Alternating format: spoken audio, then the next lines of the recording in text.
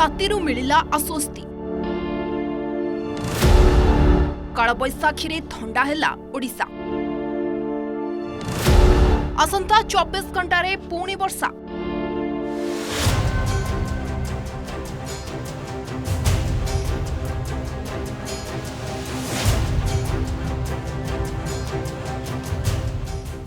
शेषे तातीरू मिली सामान्य आश्वस्ति। प्रचंड गरम गुळगुळीरू किछि मात्रारे त्राही मिली लोक। राज्य में तापमात्रा रे सामान्य ह्रास पाइथिले मध्य बुधवार दिनसारा गुळगुळी जारी रहिथिला। हेले अपराह्नरू कालबैशाखीर वर्षा ठंडा करि देथिला। आकाश रे कलाहांडिया बादल देखादेवा परे घड़घड़ी सह पवन वर्षा हेतिला। कटक, भुवनेश्वर, राउरकेला, पुरी समेत राज्यर विभिन्न स्थान में वर्षा सह पवन हेबारु बड़ बड़ गछ उपुड़ी पड़िथिबा बेले विद्युत सरबराह व्याहत होइथिला।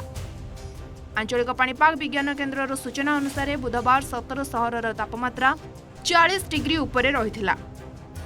संबलपुर में सर्वाधिक तापमात्रा 44.2 डिग्री रहिथा बेले आसंता 24 घंटा पाई संबलपुर, सोनपुर, बौद्ध, बलांगीर, नुआपड़ा, कलाहांडी जिले में ग्रीष्म प्रवाह को नहीं ऑरेंज वार्निंग जारी करा जायथिबा बेले झारसुगुड़ा को येलो वार्निंग जारी करछि पाणीपाग विभाग। अन्यपटे उपकूलर 11 जिला गंजाम, गजपति, नयागढ़, खोर्धा, पुरी, कटक, जगतसिंहपुर, केन्द्रापड़ा, जाजपुर, भद्रक, बालेश्वर आदि जिले में वर्षा नहीं येलो वार्निंग जारी करछि पाणीपाग विभाग।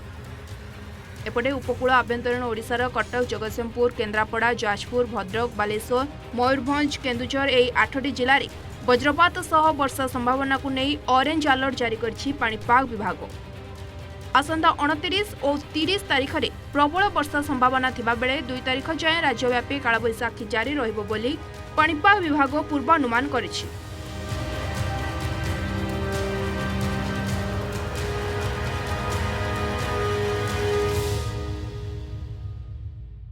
उत्तर उपकूल ओडिशार समुद्र उपकूलवर्ती अंचल में 40 ରୁ 50 बेगरे पवन बहिबार संभावना रही। समुद्र अशांत रहिबो, तेणु 28-29 2 दिन मत्स्यजीवों को समुद्र को जिबाकू बारण मध्य करा जायछि।